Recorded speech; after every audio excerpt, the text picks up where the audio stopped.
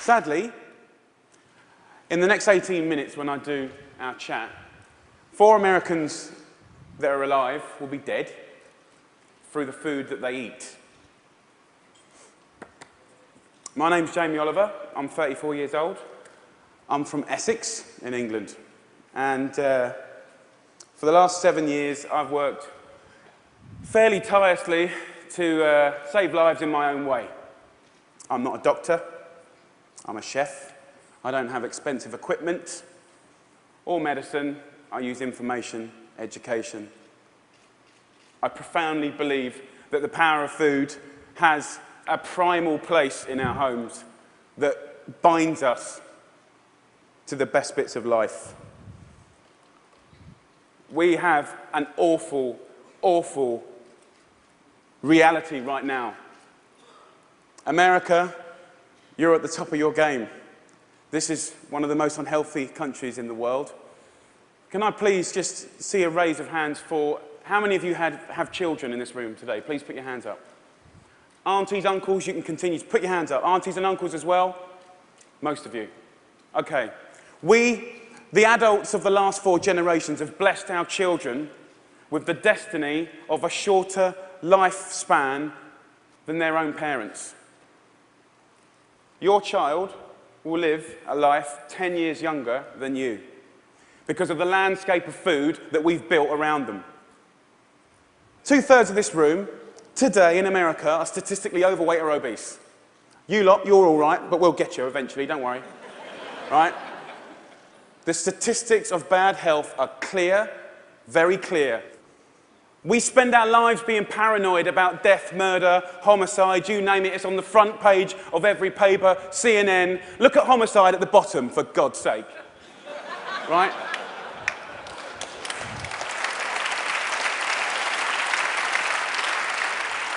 Every single one of those ones in the red is a diet-related disease. Any doctor, any specialist will tell you that. Fact. Diet-related disease is the biggest killer in the United States right now, here today. This is a global problem.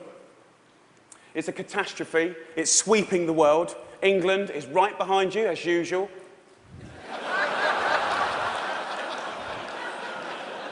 I know they were close, but not that close.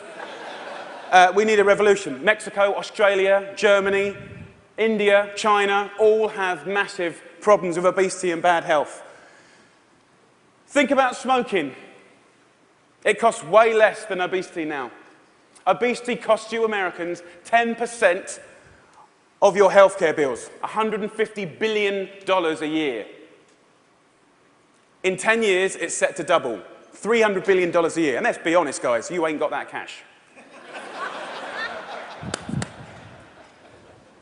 I came here to start a food revolution that I so profoundly believe in. We need it. The time is now. We're in a tipping point moment. I've been doing this for 7 years. I've been trying in America for 7 years. Now is the time when it's ripe. Ripe for the picking. I went to the eye of a storm. I went to West Virginia, the most unhealthy state in America. Or it was last year. We've got a new one this year, but we'll work on that next season. Huntington, West Virginia, beautiful town. I wanted to put heart and soul and people, your public, around the statistics that we've become so used to. I want to introduce you to some of the people that I care about. Your public, your children. I want to show a picture of my friend Brittany. She's 16 years old. She's got 6 years to live because of the food that she's eaten. She's the 3rd generation of Americans that hasn't grown up in a food environment where they've been taught to cook at home or in school, or her mum, or her mum's mum. She has 6 years to live. She's eating her liver to death. Stacey, the Edwards family. This is a normal family, guys. Stacey does her best, but she's 3rd generation as well. She was never taught to cook at home or at school. The family's obese. Justin here, 12 years old, he's 350 pounds. He gets bullied, for God's sake. The daughter there, Katie, she's 4 years old. She's obese before she even gets to primary school. Marissa, she's all right. She's one of your lot. But you know what? Her father, who was obese, died in her arms. And then the second most important man in her life, her uncle, died of obesity. And now her stepdad is obese. You see, the thing is, obesity and diet-related disease doesn't just hurt the people that have it, it's all of their friends, families, brothers, sisters. Pastor Steve, an inspirational man, one of my early allies in Huntington, West Virginia. He's at the sharp knife edge of this problem. He has to bury the people, okay? And he's fed up with it. He's fed up with burying his friends, his family, his community. Come winter, 3 times as many people die. He's sick of it. This is preventable disease, waste of life. By the way, this is what they get buried in. We're not geared up to do this. Can't even get them out the door, and I'm being serious. Can't even get them there, forklift. Okay, I see it as a triangle, okay? This is our landscape of food. I need you to understand it. You've probably heard all this before, but let's just go back over it. Over the last 30 years, what's happened that's ripped the heart out of this country? Let's be frank and honest. Well, modern day life. Let's start with the main street. Fast food has taken over the whole country, we know that. The big brands are some of the most important powers, powerful powers in this country. Supermarkets as well. Big companies, big companies. 30 years ago, most of the food was largely local and largely fresh. Now, it's largely processed and full of all sorts of additives, extra ingredients, and you know the rest of the story. Portion size is obviously a massive, massive problem. Labelling is a massive problem. The labelling in this country is a disgrace. They want to self-police themselves. The industry want to self-police themselves. What, in this current climate? They don't deserve it. How can you say something is low fat when it's full of so much sugar? Home. The biggest problem with the home is that used to be the heart of passing on food culture, what made our society. That ain't happening anymore. And you know what, as we go to work and as life changes and as life always evolves, we kind of have to look at it holistically, step back for a moment and readdress the balance. It ain't happening, hasn't happened for 30 years, okay? I want to show you a situation that is very normal right now, the Edwards family. Let's have a talk. This stuff goes through you and your family's body every week. And I need you to know that this is going to kill your children's early. How are you feeling? I'm just feeling really sad and depressed right now. That, I want my kids to succeed in life, and this isn't gonna get them there. But I'm killing them. Yes, you are. You are. But we can stop that. Normal. Let's get on schools, something that I'm fairly much a specialist in. Okay, school. So what is school? Who invented it? What's the purpose of school? School was always invented to arm us with the tools to make us creative, be able to do wonderful things, make us earn a living, etc., etc., etc. It's been kind of in this sort of tight box for a long, long time, okay? But we haven't really evolved it to deal with the health catastrophes of America, okay? School food is something that most kids, 31 million a day actually, have twice a day, more than often, breakfast and lunch, 180 days of the year. So you could say that school food is quite important, really, judging the circumstances.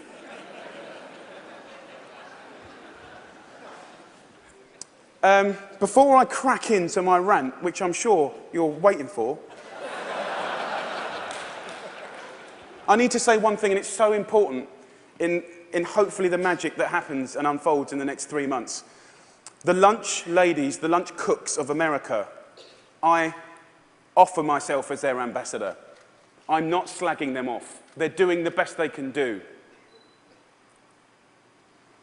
They're doing their best. But they're doing what they're told, and what they're being told to do is wrong.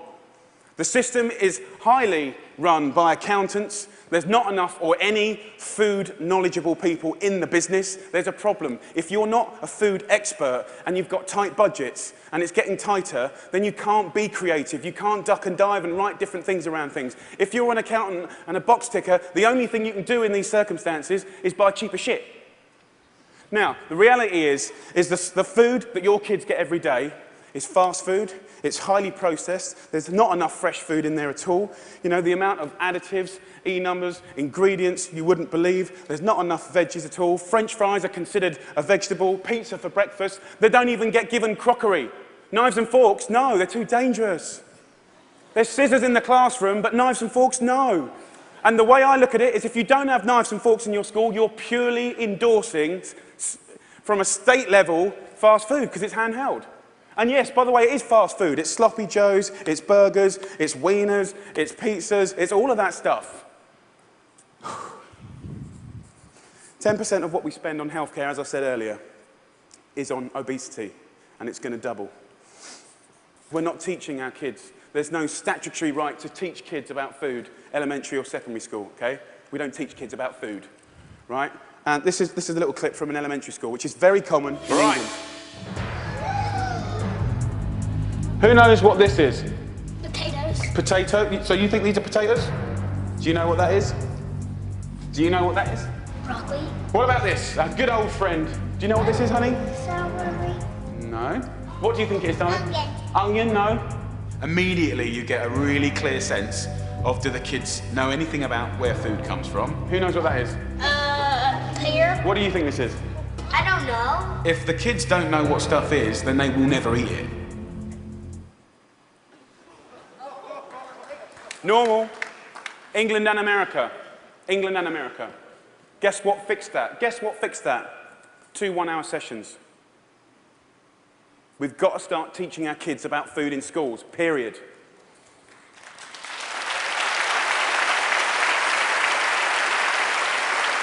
I want to tell you about something that kind of epitomizes the trouble that we're in, guys, okay? I want to talk about something so basic as milk. Every kid has the right to milk at school. Your kids will be having milk at school, breakfast and lunch, right? They'll be having 2 bottles, okay? And most kids do. But milk ain't good enough anymore because someone at the milk board, right, and don't get me wrong, I support milk, but someone at the milk board probably paid a lot of money for some geezer to work out that if you put loads of flavourings and colourings and sugar in milk, right, more kids will drink it. Yeah. And obviously, you know, now that's going to catch on. The Apple board is going to work out that if they make toffee apples, they'll eat more apples as well. Do you know what I mean? For me, there ain't no need to flavour the milk, okay? There's sugar in everything. I know the ins and outs of those ingredients. It's in everything. Even the milk hasn't escaped the kind of modern day problems. There's our milk, there's our carton. In that is nearly as much sugar as one of your favourite cans of fizzy pop, and they're having 2 a day. So, let me just show you. We've got one kid here having, you know, 8 tablespoons of sugar a day, you know. There's your week, there's your month, and I've took the liberty of putting in just the 5 years of elementary school sugar, just from milk. Now, I don't know about you guys, but judging the circumstances, right, any judge in the whole world would look at the statistics and the evidence, and they would find any government of old guilty of child abuse. That's my belief.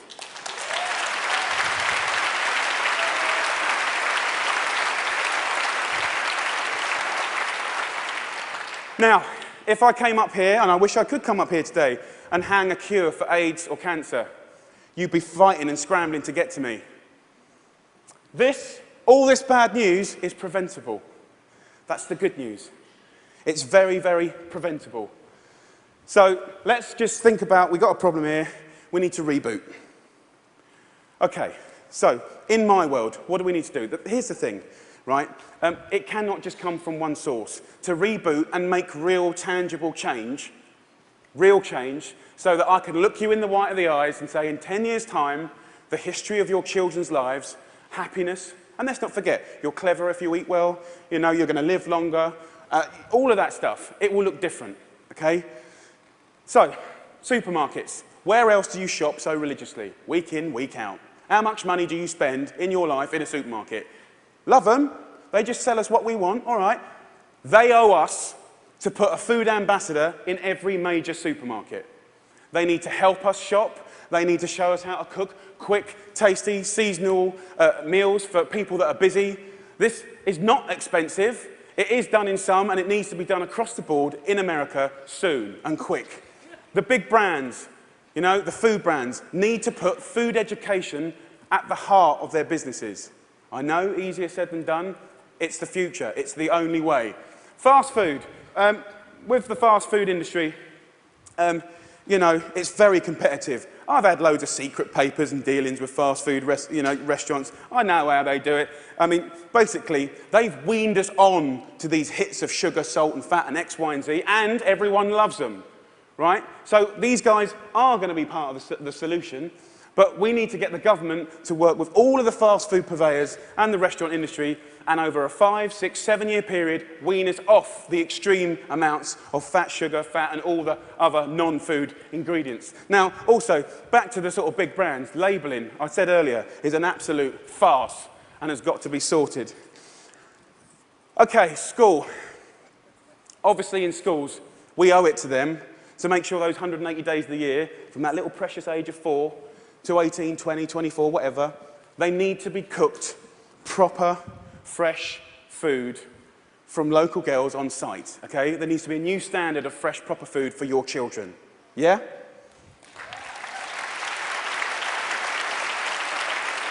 Under the circumstances, it's profoundly important that every single American child leaves school knowing how to cook 10 recipes that will save their life. Life skills. That means that they can be students, young parents, and be able to sort of duck and dive around the basics of cooking no matter what recession hits them next time. If you can cook, recession money doesn't matter. If you can cook, time doesn't matter. The workplace, we haven't really talked about it. You know, it's now time for corporate responsibility to really look at what they feed or make available to their staff. The staff are the mums and dads of America's children. Marissa, her father died in her hand. I think she'd be quite happy if corporate America could start feeding their staff properly. Definitely, they shouldn't be left out. Let's go back to the home. Now, look, if we do all this stuff, and we can, it's so achievable. You can care and be commercial, absolutely. But the home needs to start passing on cooking again, for sure, for sure. Pass it on is a philosophy. And for me, it's quite romantic, but it's about if one person teaches 3 people how to cook something, you know, and they teach 3 of their mates, that only has to repeat itself 25 times, and that's the whole population of America. Romantic, yes, but most importantly, it's about trying to get people to realise that every one of your individual efforts makes a difference. We've got to put back what's been lost. Huntington Kitchen. Huntington, where I made this programme, you know, we've got this primetime programme that hopefully will inspire people to really get on this change. I truly believe that change will happen. Huntington Kitchen, I work with a community. I worked in the schools. I found local sustainable funding to get every single school in the area from the junk onto the fresh food. $6.5 grand per school. That's all it takes, $6.5 grand per school. The kitchen is 25 grand a month, okay? This can do 5,000 people a year, which is 10% of their population, and it's people on people. You know, it's local cooks teaching local people. It's free cooking lessons, guys. Free cooking lessons in the main street. This is real tangible change. Real tangible change. Around America, if we just look back now, there's plenty of wonderful things going on. There's plenty of beautiful things going on. There are angels around America doing great things in schools, farm-to-school setups, garden setups, education. There are amazing people doing this already. The problem is they all want to roll out what they're doing to the next school and the next, but there's no cash. We need to recognise the experts and the angels quickly, identify them, and allow them to easily find the resource to keep rolling out what they're already doing and doing well. Businesses of America need to support Mrs. Obama to do the things that she wants to do.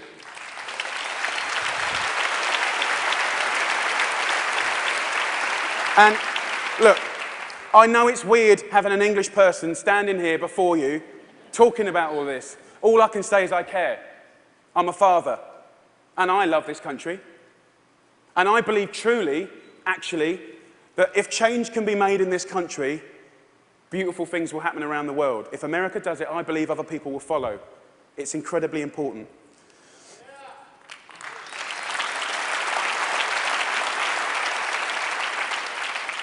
When I was in Huntington, trying to get a few things to work when they weren't, I thought, if I had a magic wand, what would I do? And I thought, you know what, I'd just love to be put in front of some of the most amazing movers and shakers in America. And a month later, Ted phoned me up and gave me this award. I'm here. So my wish.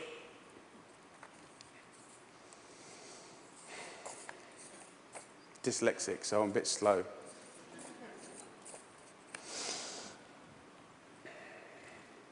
My wish is for you to help a strong, sustainable movement to educate every child about food, to inspire families to cook again, and to empower people everywhere to fight obesity.